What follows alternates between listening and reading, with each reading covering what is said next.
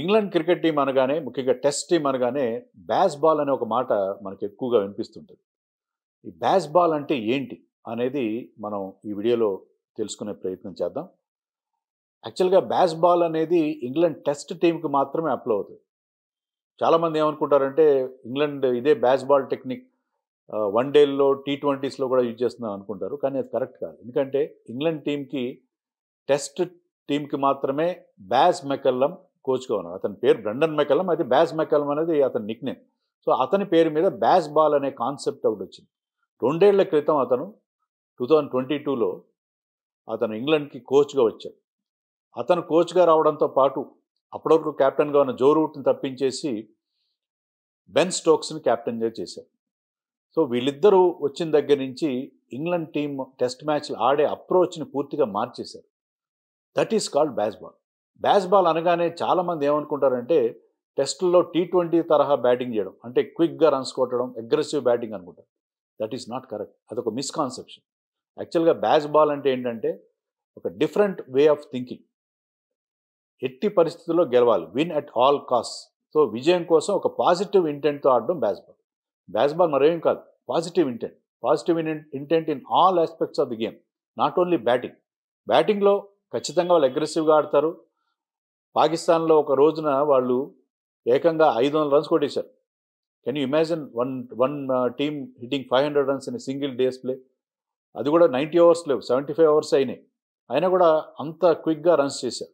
So అదొక్కటే కాదు బ్యాస్ ball అంటే. బ్యాస్ బాల్ అంటే అగ్రెసివ్ ఫీల్డ్ ప్లేసింగ్లు పెట్టడం, అగ్రెసివ్గా ఫీల్డ్ ప్లేసింగ్ పెట్టి వికెట్స్ కోసం ట్రై చేయడం, డిఫెన్సివ్గా ఉండకపోవడం. ఈవెన్ హైదరాబాద్లో జరిగిన టెస్ట్ మ్యాచ్లో కూడా చాలా వరకు అగ్రెసివ్ ఫీల్డ్ ప్లేసింగ్ పెట్టడం అనేది మనం చూసాం. So they go for wickets.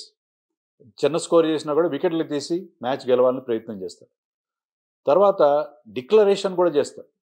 Declaration కూడా ఎలా చేస్తారంటే ఇటీవల యాషెస్ సిరీస్ జరిగింది, లాస్ట్ ఇయర్ యాషెస్ జరిగింది, England Australia test series in England. దాంట్లో ఫస్ట్ టెస్ట్ రోజున వాళ్ళు మొదటి రోజున ఇంకా 2 వికెట్లు చేతిలో ఉండగానే డిక్లేర్ చేశారు. ఆ మ్యాచ్ ఓడిపోయారు. కానీ డిక్లరేషన్ అనేది వాళ్ళ బ్యాస్ బాల్లో భాగం. మ్యాచ్ ఓడిపోయినా సరే ప్రతిసారి బ్యాస్ బాల్తో గెలవడం అనేది ఏ స్ట్రాటజీ కూడా ఫుల్ ప్రూఫ్గా ఉండదు. కానీ వాళ్ళ బ్యాస్ బాల్ టెక్నిక్ యూజ్ చేసి అగ్రెసివ్గా డిక్లేర్ చేయడం, విజయం కోసం వెళ్ళడం, ఇది కూడా దాంట్లో భాగం. అలాగే బ్యాస్ బాల్ మీద ఒక బుక్ వచ్చింది. దాంట్లో ఒక రాసిన రచయిత ఏం చెప్తాడంటే bazball is a mindset. మీకు అది ఆట తీరు కాదు, మైండ్ సెట్. మైండ్ సెట్ ఏంటంటే టీంలో ఒక ప్లేయర్ బాగా పర్ఫామ్ చేయకపోయినా అతన్ని ఏమి అనరు. అతను క్రిటిసైజ్ చేసి అతను ఒక దోషిగా పరిగణించడం అనేది డ్రెస్సింగ్ రూమ్లో జరగదు. మామూలుగా అవుతుంటుంది, నెక్స్ట్ ఇన్నింగ్స్లో బాగా ఆడలేని అని అతన్ని భుజం తట్టి ఎంకరేజ్ చేస్తారు. సో ఒక పాజిటివ్ వైబ్స్ అనేవి మనకి డ్రెస్సింగ్ రూమ్లో ఉంటాయి. దీనికి నేను ఎగ్జాంపుల్ చెప్తాను. హైదరాబాద్లో జరిగిన టెస్ట్ మ్యాచ్లో టామ్ హార్ట్లీ లాస్ట్ డే రోజున అతను హీరో, 7 వికెట్లు తీశాడు. కానీ అతని టెస్ట్ కెరీర్ ఎలా స్టార్ట్ అయింది? డెబ్యూటెంట్ అతను, మొట్టమొదటి టెస్ట్ మ్యాచ్ ఆడుతున్నాడు. న్యూ బాల్ ఇచ్చాడు కెప్టెన్ బెన్ స్టోక్స్ అతనికి బౌలింగ్ వేయమని చెప్పి. ఫస్ట్ బాల్కే మన యశస్వి జైస్వాల్ ఒక 6 కొట్టాడు. అదే ఓవర్లో ఇంకో 6 కొట్టాడు. సో ఫస్ట్ 3 ఓవర్స్లో ఈ కొత్త టెస్ట్ మ్యాచ్లో కొత్తగా ఆడుతున్న హార్ట్లీ వెంట్ ఫర్ 34 రన్స్. అయినా బెన్ స్టోక్స్ అతని బౌలింగ్ మార్చలేదు. వరుసగా 9 ఓవర్లు వేయించాడు. ఆ 9వ ఓవర్లో అతను 63 రన్స్ ఇచ్చాడు. టెస్ట్ మ్యాచ్లో 9 ఓవర్లో 63 రన్స్ ఇవ్వడం అంటే చాలా ఎక్కువ రన్స్. అయినా కూడా కొత్తవాడు అతనికి కాన్ఫిడెన్స్ ఇవ్వాలి అనే ఉద్దేశంతో వెళ్ళాడు. ఆ ఇన్నింగ్స్ మొత్తంలో కూడా అతను తీసిన 2 వికెట్లు, అందరికంటే ఎక్కువ రన్స్ ఇచ్చాడు. అయినా సరే అతని ఫెయిల్యూర్ని వాళ్ళు వేలెత్తి చూపించలేదు.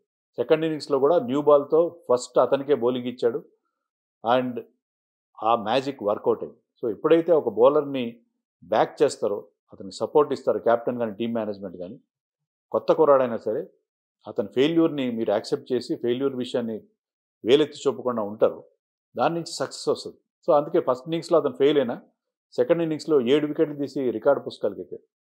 So that is bazball. Bazball is not all about batting aggressively. So బ్యాస్ బాల్లో అనేక లేయర్స్ ఉన్నాయి, అనేక పార్శ్వాలు ఉన్నాయి. సో అవన్నీ కూడా ఇంగ్లాండ్ ఇంప్లిమెంట్ చేస్తుంది. కాబట్టి బ్యాస్ బాల్ వాళ్ళు స్టార్ట్ చేసిన తర్వాత ఒక్క సిరీస్ కూడా ఓడిపోలేదు. 4 సిరీస్లు గెలిచారు, 3 డ్రా చేసుకున్నారు. కొన్ని టెస్ట్ మ్యాచ్లు ఓడిపోయి ఉండొచ్చు, కానీ సిరీస్లు మాత్రం ఓడిపోలేదు. సో ఇండియాలో ఎవ్వరు ఊహించలేదు. ఇండియాలో బ్యాస్ బాల్ ఫెయిల్ అవుతుందని చెప్పి ఎక్స్పర్ట్స్ అందరూ కోడై కూశారు. కానీ ఇక్కడ కూడా దాన్ని ఫస్ట్ టెస్ట్ మ్యాచ్ వరకు సక్సెస్ చేయగలిగారు. So this is a different technique. ఒక పాజిటివ్ అప్రోచ్తో వెళ్తే, పాజిటివ్ వైబ్స్తో వెళ్తే ఎక్కడైనా ఎప్పుడైనా గెలవచ్చని వాళ్ళు ప్రూవ్ చేస్తున్నారు. ఇంతే కాకుండా ఈ బ్యాస్ బాల్ వల్ల టెస్ట్ మ్యాచ్లు ఇంట్రెస్టింగ్గా జరుగుతున్నాయి. సో అగ్రెసివ్గా ఆడుతున్నారు. టెస్ట్ మ్యాచ్లు ఇదివరకు డల్గా డ్రాలు అయ్యేవి, కానీ అవన్నీ కూడా ఇది ఎలిమినేట్ చేస్తుంది. టెస్ట్ క్రికెట్కి న్యూ లైఫ్ కూడా ఈ బ్యాస్ బాల్ వల్ల లభిస్తుంది. So this is so far very very successful technique. ఎన్ని రోజులు పనిచేస్తుంది, ఎన్ని రోజులు వర్కౌట్ అవుతుందని తెలియదు, చెప్పలేము మనం. ఏ స్ట్రాటజీ కూడా 100% సక్సెస్ అవ్వదు. But so far so good.